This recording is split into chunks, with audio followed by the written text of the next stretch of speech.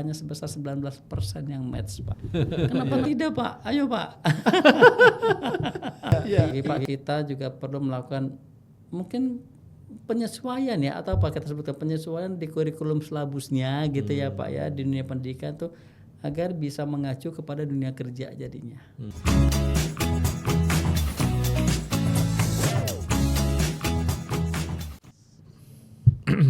Pemirsa, podcast kali ini kita akan ngobrol tentang peluang kerja di luar negeri, singkatnya seperti itu, bersama Bapak Devril Sogia, ST, MM dari Kementerian PMI ya, Pak? Ya, Pak, betul. Ya. Dari Kementerian PMI. Ya, selamat pagi, Pak. Selamat pagi, siang, dan malam, Pak. Pagi menjelang siang. Pagi menjelang siang. Oke. Sehat ya, Pak? Alhamdulillah sehat, Pak. Ya, kelihatannya ini sibuk sekali ya, Pak. Maksudnya terbang sana sini. Ya, disibuk-sibukan, Pak. Iya, Pak. Oke. Ya, baik, Pak. Terkait dengan topik yang nanti akan kita obrolkan, jujur saya penasaran, Pak. Sebetulnya latar belakang program PMI itu apa sebetulnya, Pak? Maksudnya memfasilitasi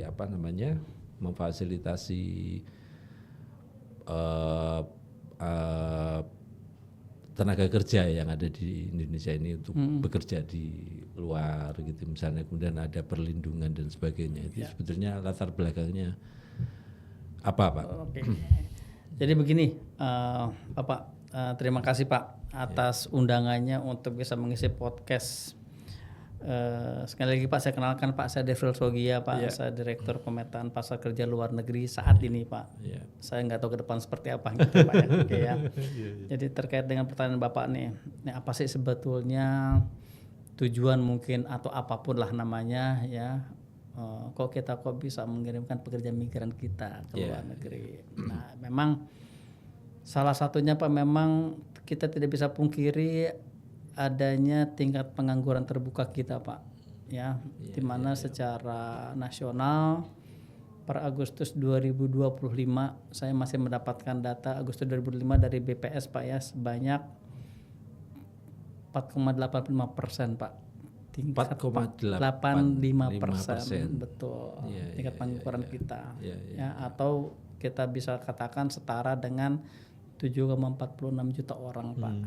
Nah, yang kedua tentu terkait dengan situasi kondisi saya katakan dunia kerja di dalam maupun di luar negeri. Pak. Ya, kita saat ini kan mungkin bisa merasakan ya, Pak ya, bahwa kondisi secara global tidak baik-baik saja. sedang tidak baik-baik saja. Mudah-mudahan ke depan akan menjadi lebih baik. Nah, tidak baik-baik sajanya bisa dari memang secara kita lihat dari demografinya juga. Ada perbedaan ya, Pak ya, yang sangat tinggi antara kondisi demografi kita Indonesia dengan negara penempatan, Pak.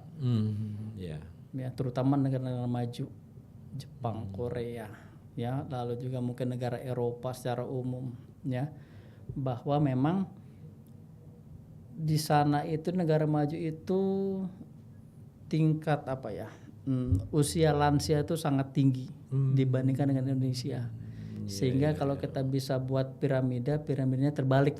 Iya, di luar negeri itu piramida terbalik ya, di mana usia senja itu jauh lebih banyak, Pak, dibandingkan dengan angkatan kerjanya mereka. Apalagi Jepang mungkin. Apalagi ya Jepang, Pak. Korea malah saya khawatirnya Jepang tuh malah jadi tutup tuh karena nggak ada penduduknya lagi.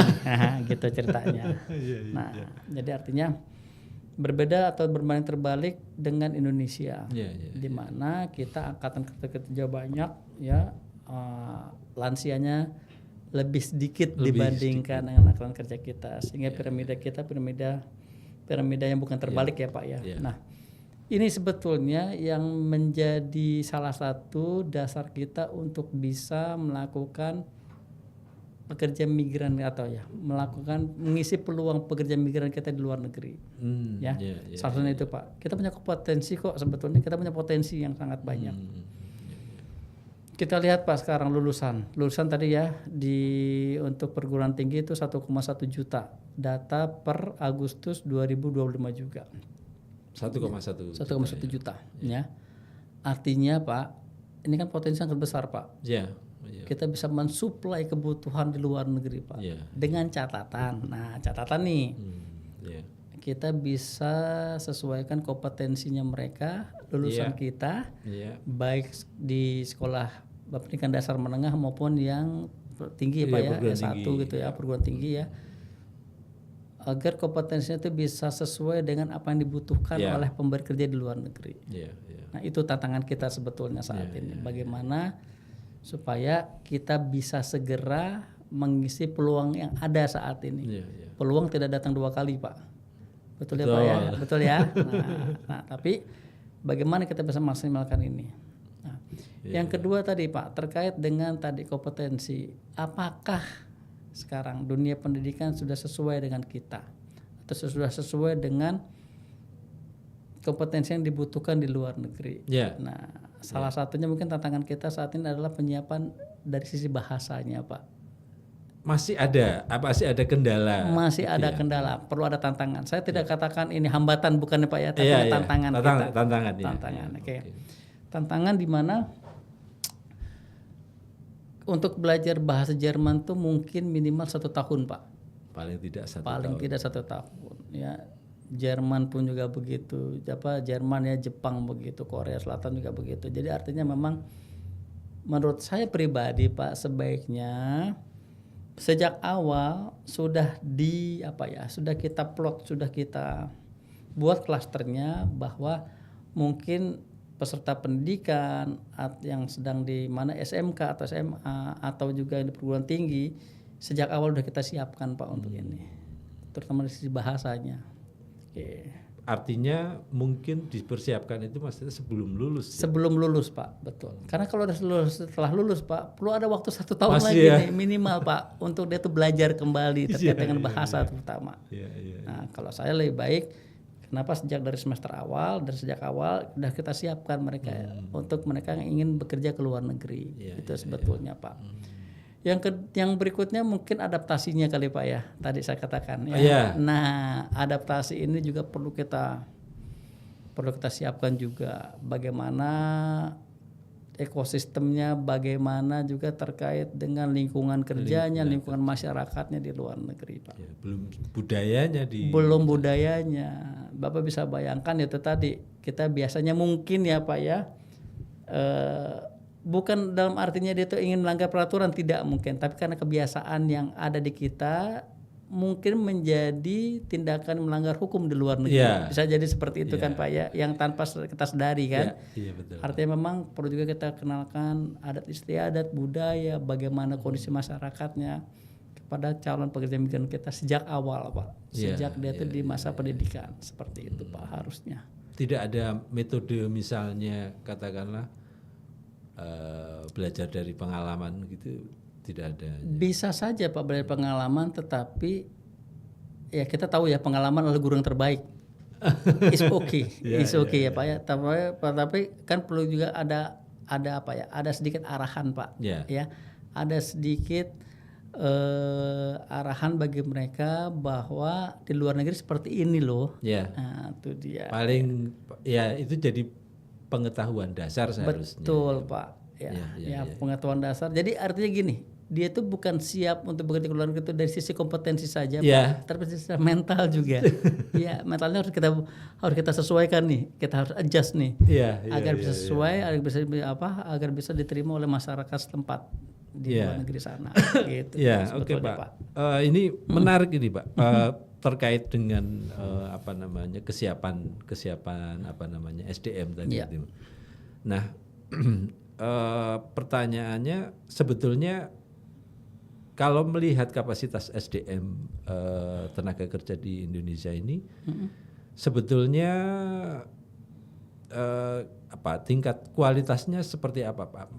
Apakah ada gap yang tinggi antara kapasitas SDM di luar, misalnya katakanlah di negara mungkin kalau Jepang atau mungkin Korea gitu, bahkan Jerman, atau sebetulnya tidak ada? Ini dari sisi skill, Pak. Oke, gini, izin Pak. Jadi memang kalau kita bicara tadi apakah ada gapnya, berdasarkan analisa, berdasarkan practically apa yang kita lakukan, Pak. Iya. Oke. Iya. Tentu kita tahu kan Pak ya, ada link and match antara dunia pendidikan dengan dunia kerja. Iya, betul ya Pak ya. Betul. Oke. Di tempat kami kita lakukan padupadan, Pak. Padupadan itu harmonisasi antara kompetensi yang dimiliki dengan kebutuhan pasar kerja di luar negeri. Kita padupadankan. Ya. Ada 9 indikator, Pak. Ya, yang kita lakukan padupadannya. Sampai dengan terakhir, Pak, yang kita lakukan, Pak, ya, perhitungan orang yang match. Ya, saya katakan nanti ada 2 ya kondisinya ya, ada match, ada tidak match nih, Pak. Oke ya. Iya, betul, Pak. Yang match itu, Pak, dari sekian ribu data yang kami punya terkait dengan calon pekerja migran, Pak, hanya sebesar 19% yang match, Pak. Dari sisi skill atau skill baik ya? Skill itu bahasa, teknis non teknis ya, Pak ya. Hanya 19%, Pak. Dari 9 indikator. Kalau seluruhnya kita gunakan indikator, Pak, akan semakin kecil, Pak. Semakin kecil. Makanya kita saat ini kita gunakan 5 indikator dulu, Pak. 19%, Pak. 19%. Ya. Apa tindakan kita? Nah, tentu bagi yang tidak match ini kita perlu lakukan peningkatan kapasitasnya dia. Ya bahasanya tadi mungkin ya, Pak ya. Terkait dengan sertifikasinya. Tentu. Apakah kita sudah terbiasa dengan sertifikasi, Pak? Kompetensi pasti itu belum juga. Nah, tantangan tuh, Pak. Karena tergolong masih baru ya. Betul. Era sertifikasi ini kan masih di eranya Pak Jokowi ya. Betul, Pak. Jadi artinya, Pak, memang perlu kita tingkatkan lah. Kita harus secara lebih masif, Pak, melakukan peningkatan sertifikasi kompetensinya. Yang kedua tentu sekali lagi, Pak, kita juga perlu melakukan mungkin penyesuaian ya, atau apa kita sebutkan penyesuaian di kurikulum silabusnya gitu ya, Pak ya, di dunia pendidikan tuh agar bisa mengacu kepada dunia kerja jadinya. Harusnya seperti itu mungkin. Ini yang sedang kita lakukan, Pak, sedang kita kembangkan.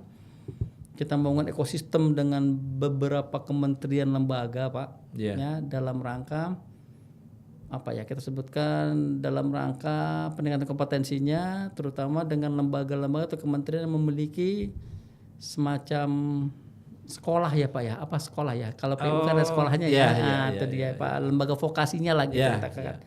Itu yang kita kerjasamakan, Pak.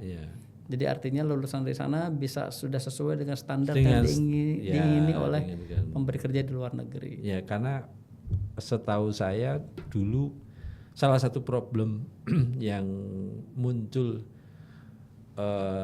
sampai ada kasus-kasus, mohon maaf, misalnya penganiayaan dan sebagainya, itu terjadi karena salah satunya karena skill yang rendah. Betul, Pak. Padahal waktu itu kan terjadi untuk TKW ya, tidak salah. Tenaga kerja wanita ya. Ya, tenaga kerja wanita. Nah, kemudian ini, Pak, sebetulnya antara kebutuhan tenaga kerja kita untuk bekerja di luar, maksudnya kebutuhan negara lain, kebutuhan tenaga kerja di negara lain dalam konteks jumlah dengan kapasitas atau keterampilan tenaga kerja kita itu ada gap atau tidak, Pak? Kalau kebutuhan, Pak, ya, kita bisa lihat, kita patokan kita misalkan JO, Pak, job order ya. Dari satu sisi mekanisme penempatan P2P misalkan. Jadi kita Indonesia punya 5 skema penempatan, Pak ya. Ada P2P, ada G2G, ada G2P, ada UKPS, dan juga ada Mandiri. Oh Oke, iya. Dari satu sisi aja nih Pak nih, dari P2P. Iya. P2P JU kita Pak itu sampai 1,5 juta Pak, kebutuhannya per tahun Pak. Per tahun itu Per tahun Pak. Yang bisa katakan per tahun ya, kalau saya mau generalisasi ya Pak ya. Iya. Karena setiap bulan tuh pasti ada JO baru yang muncul. Iya. Kita generalisasi 1,5 juta. Tapi yang bisa kita isi dari sisi P2P Pak, itu mungkin hanya sekitar 320 ribuan. Oke, satu. Iya. Yang kedua apa? Di Jepang ada namanya mekanisme SSW Pak, Specific Skill Worker. Ya. Iya. Kebutuhannya sampai tahun 2029 untuk seluruh negara penempatan sebanyak 800 ribuan Pak. Berapa Indonesia bisa kirim? Mungkin paling banyak 10 ribu. Oke. Artinya apa Pak? Peluangnya banyak. Masih banyak. Masih sangat banyak, masih sangat terbuka. Tetapi, nah tadi Kemampuan kita untuk kita memenuhi itu Pak. Saya tidak katakan kita tidak mampu, bukan Pak. Tapi kita masih berupaya untuk bisa menyesuaikan ya kompetensi kita dengan apa yang dibutuhkan di luar negeri. Semuanya masih berkembang nih Pak, masih berjalan. Tapi memang kami tidak bisa bekerja sendiri Pak. Kami perlu ada peran serta masyarakat, akademisi, ya kan, pendidikan, dunia pelatihan, gitu Pak. Kita buka peluangnya, kita buka semuanya, tapi tadi perlu ada dukungan secara supply dari masyarakat. Iya betul Pak. Nah, sebaiknya kalau menurut Bapak, katakanlah kalau ada dukungan itu dalam bentuk kerjasama gitu ya, itu kerjasama yang seperti apa antara Kementerian PMI dengan perguruan tinggi Pak, supaya bisa katakanlah bisa memenuhi kebutuhan supply ini dari sisi kuantitas dan kualitas.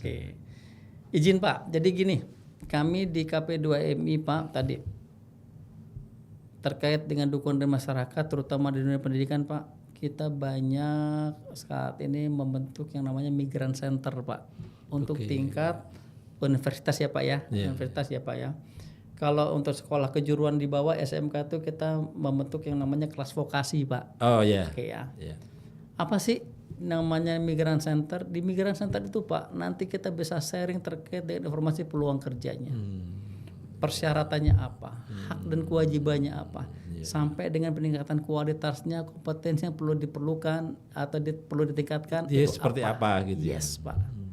Nah makanya kami mendorong kalau bisa dari universitas ini ya Pak ya bisa menjadi salah satu bagian dari program Migrant Center ya Pak ya, karena saya melihat nih banyak nih lulusan dari sekolah ini yang tadi banyak yang sudah misalkan ya sudah bekerja di dalam maupun di luar negeri seperti itu. Pak. Nah, perlu kita dorong Pak untuk ini. Yang kedua ya tadi Pak, tadi terkait juga dengan kesiapan atau penyempurnaan kurikulum silabusnya bagi mereka yang akan bekerja ke luar negeri, kalau boleh sejak awal Pak sudah dibimbing Pak. Sudah dilakukan pemantauan, bimbingan, arahan Pak kepada mereka Pak.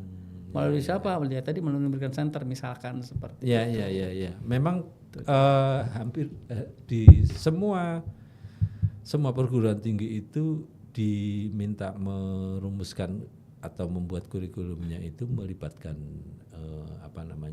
stakeholder. Dalam hal ini Pak, dalam hal ini private sector. Betul Pak.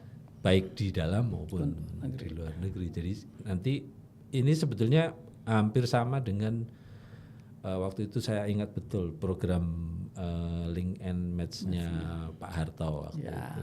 Betul Pak. Sudah mulai dari zaman itu sebetulnya Pak, sampai dengan saat ini Pak masih berjalan terus. Masih berjalan terus. Nah, ini bagi kami sebetulnya sangat strategis ya Pak, karena kan salah satu bukti hasil pembelajaran di kampus itu kan sebetulnya ya dia dapat pekerjaan kan. Nah, itu kan outcome-nya Pak ya. Outcome-nya kan betul bahwa ada pekerjaannya gitu. Ya. Baik Pak, betul. Nah, cuma mungkin saya perlu atau kami perlu pengetahuan juga Pak tentang waktu kerja ya, bukan waktu kerja ya. masa kerja. Masa kerja. Di sana sebetulnya, di luar itu sebetulnya dibatasi oleh pemerintah atau tidak? Oke. Atau malah justru dibatasi oleh Negara apa namanya? penempatan Ya, misalkan ya Pak ya. I see. Jadi begini, ini tergantung dari peraturan perundangan di negara penempatan Pak. Oh iya. Ya, jadi contoh begini Pak, kalau di kita sesuai Undang 18 ya atau apa ya, dalam regulasi kita Pak bahwa masa kontrak kerja itu 2 atau 3 tahun, ya Pak ya. Misalkan contoh banyak negara hanya 2 tahun, lalu ada beberapa negara 3 tahun. Ya. Namun Pak, setelah 2-3 tahun apakah dia harus kembali? Nah, tentu sebaiknya dia kembali karena dia punya keluarga. Ya. Perlu keluarga Pak ya. Misalnya, Nah, ya. tetapi apakah dia tidak boleh lagi bekerja ke luar negeri? Masih diperbolehkan Pak, karena peraturan dengan penempatan Pak ada yang sampai dengan 12 tahun masa kerja Pak. Oke, ya. Contohnya Taiwan lah saat ini. Taiwan itu di awal 12 tahun masa kerja Pak, dengan masa kontrak 3 tahun, 3 tahun, Per 3 tahun. per 3 tahun ya. Namun setelah 12 tahun dia bisa menjadi tenaga kerja ahli lagi Pak. Sampai berapa lama ya sekuatnya. Makanya Gitu Pak ya? banyak yang tidak pulang jadinya. Iya. Nah ini kan juga perlu kita lihat dari sisi sosialnya jadinya Pak ya. Iya, betul. Nah sosialnya seperti apa nih? Apakah iya dia harus bekerja terus di luar negeri? Iya. Nah bagaimana dengan keluarganya? Iya, Nah ini menjadi apa ya? Kalau saya ini perlu menjadi kajian kita juga nih untuk hal ini Pak sebetulnya terkait dengan kondisi atau dampak sosialnya nih bagi seorang pekerja migran. Ya, gitu, artinya Pak. sebetulnya kan saya jadi kepikiran bahwa bekerja di luar negeri atau pemerintah memfasilitasi bekerja di luar negeri ini hanya sebagai batu loncatan sebetulnya. Betul Pak. Sampai kemudian nanti lapangan kerja di dalam negeri ini Mampu memenuhi mampu lah ya. memenuhi. Ya. Nah, itu kan itu keinginan kita bersama Pak. Ya, betul ya Pak ya. Tapi dalam rangka ke sana tadi seperti Pak katakan batu loncatan tidak perlu jauh-jauh dah. Bagi keluarganya saja Pak. Ya. Batu loncatan untuk dia bisa berkehidupan yang lebih baik. Ya. Itu dia ya Pak ya. Dia bisa mendapatkan penghasilan. Betul. Dia bisa mendapatkan informasi atau teknologi yang tidak ada di sini Pak. Ya. Dengan dia itu memiliki modal hasil kerjanya, dia mungkin bisa menjadi wirausaha di Indonesia, bisa membuka lapangan kerja baru bagi mungkin masyarakat atau ya masyarakat lah ya di sekitarnya komunitasnya dia. Itu sebetulnya betul loncatannya kita. Dengan mimpi kita, dengan keinginan kita ya tadi dia tuh nanti bisa memenuhi untuk kebutuhan pasar kerja dalam negeri dan kita sendiri berkeinginan juga ya udah kita isi peluang-peluang kerja yang ada dalam negeri. Betul. Jadi tetap diutamakan yang di Betul Pak. dalam negeri. Betul Pak. Kan bekerja ke luar negeri kan hak juga kan Pak. Ya betul. Kan seseorang itu bekerja Pak ya, haknya dia itu bekerja. Pemerintah wajib memfasilitasi Pak, baik di dalam maupun di luar negeri. Gitu Pak. Ya kan Pak. Nah kalau ini saya hanya mungkin butuh masukan sih dari Bapak. Kalau pekerja yang kita kirim ke luar negeri itu masih baru lulus sekolah nih Pak. Lulus sekolah. Atau katakanlah kalau di atasnya misalnya lulus dari D3 misalnya tingkat pendidikannya. Nah, itu masih ada sebaiknya meneruskan pendidikannya atau nanti setelah meneruskannya itu setelah pulang pulang selesai kerja Pak ya. Ya, ini tentu saja sangat tergantung dengan situasi di luar gitu ya. Di masing-masing di setiap negara kan berbeda-beda gitu. Betul. Jadi begini Pak, izin. Menurut pengalaman yang kami lakukan ya itu juga ya Pak ya, dan juga terkait dengan peluang bagi mereka untuk meneruskan pendidikan Pak. Sangat terbuka Pak bagi mereka meneruskan pendidikannya di luar negeri Pak. Banyak negara saat ini sudah membuka universitas terbuka kita Pak. Oh, iya iya. UT kita jangankan UT Pak, paket A, paket B, paket C Pak sudah ada Ada Pak di luar sana negeri. ya? Iya. Ya, jadi artinya apa? Kesempatan itu tuh dimungkinkan Pak. Iya iya iya. Ya. Bapak bisa bayangkan begini Pak. Saya sebagai ilustrasi ya Pak ya. Pada saat sudah di Taiwan, salah satu mahasiswa UT kita Pak yang memiliki IP paling tinggi untuk jurusan bahasa Inggris Pak, tenaga kerja Indonesia yang ada di Taiwan. Pada saat itu ya Pak ya. Iya iya. Jadi artinya apa Pak? Dia itu bekerja tapi dia juga bisa meneruskan pendidikan dia Pak. Tadi sekali lagi Pak, paket A, paket B, paket C. Ada di sana. Ada di sana Pak, di banyak negara Pak. Dan UT membuka kesempatan untuk itu seluas-luasnya. Itu dia. Jadi artinya gini, kita mendorong tadi sekali lagi Pak untuk dapat berkehidupan yang lebih baik. Iya. Iya dong Pak ya. Iya iya iya. Ya, tadi bukannya dari sisi ekonomi loh Pak, Ya, tapi sosialnya kan sosialnya juga kan Pak. juga Pendidikannya juga Pak. Itu dia.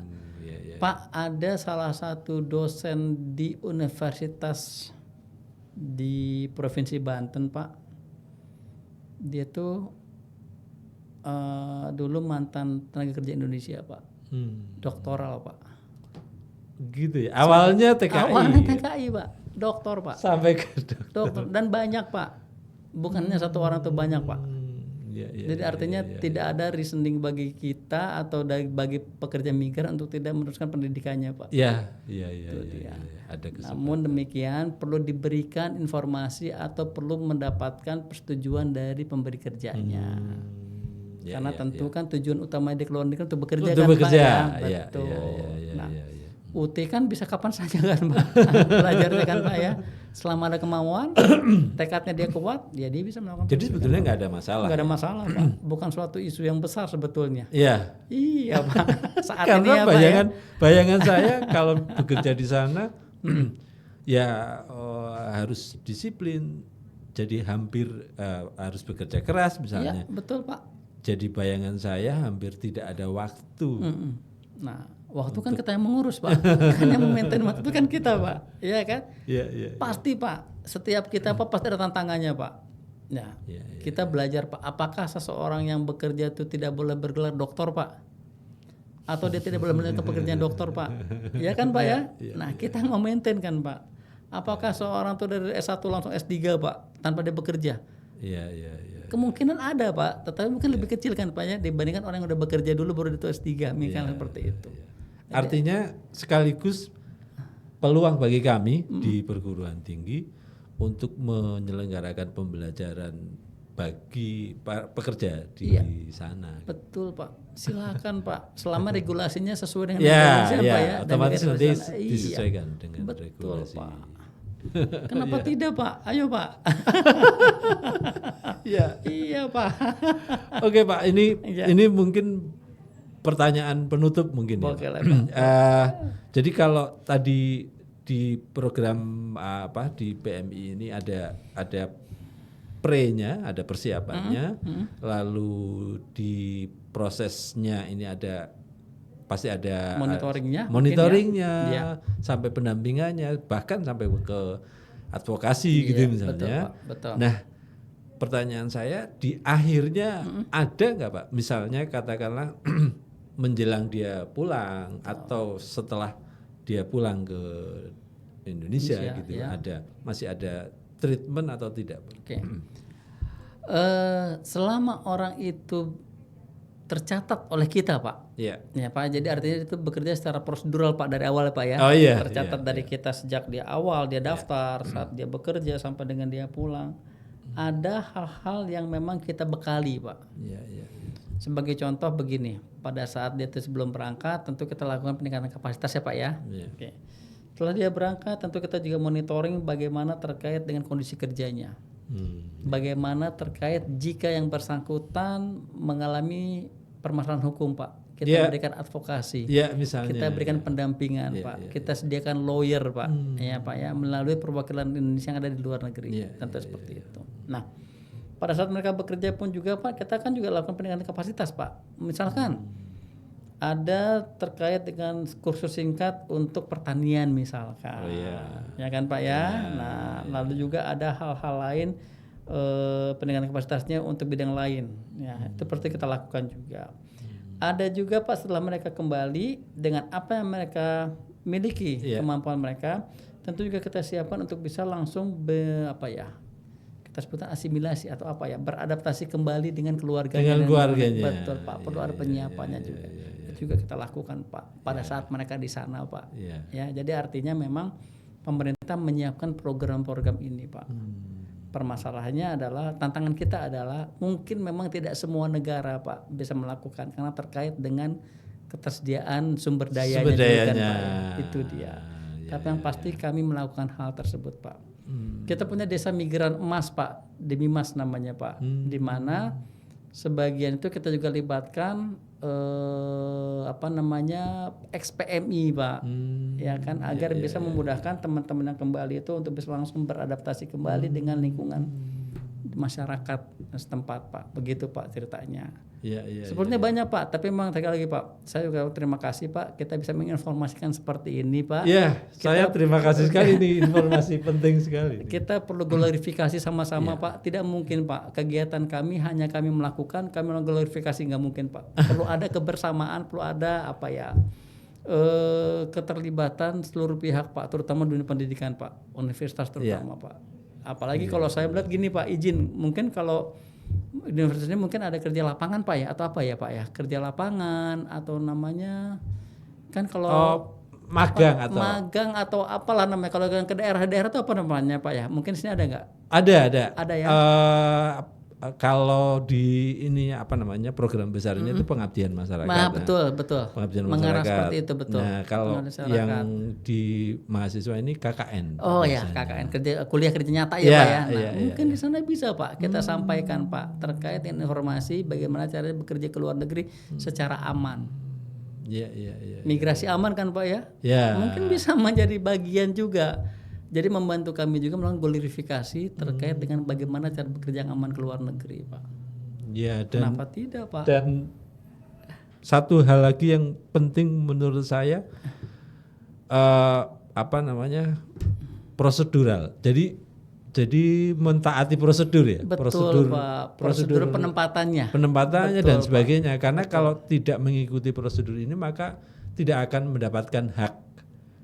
Kira-kira perlindungan dan sebagainya. Benar Pak. Jadi artinya begini Pak, agak sulit bagi kita Pak, perlu effort yang lebih Pak ya pada saat kita melakukan pelindungannya Pak. Karena tadi saya katakan harusnya kan dari awal sampai dengan akhir, pada saat dia akan berangkat sampai dengan dia tuh pulang, kita punya datanya kan Pak. Harusnya yang prosedural. Sehingga jika terjadi suatu hal ya kita bisa lakukan segera tindakan Pak. Terkait dengan pendampingan, dengan Pak ya, terkait dengan pelindungan hukumnya, ya bukan pelindungan hukum saja Pak, mungkin pelindungan tenaga kerjaan, mungkin dari gajinya yang tidak dibayar, bisa kita lakukan mediasi, kita bisa bantu mereka. Tapi kalau misalkan orang itu berangkat ke luar negeri tanpa pengetahuan kita, Pak, bagaimana?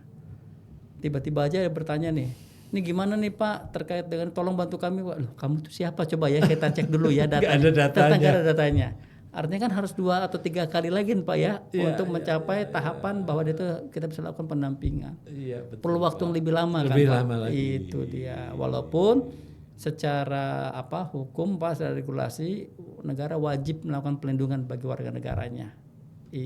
Pak. Wah, ini luar biasa Pak informasinya, pengetahuannya. Terima kasih sekali lagi kesediaannya ngobrol-ngobrol ini Pak. Terima kasih Pak.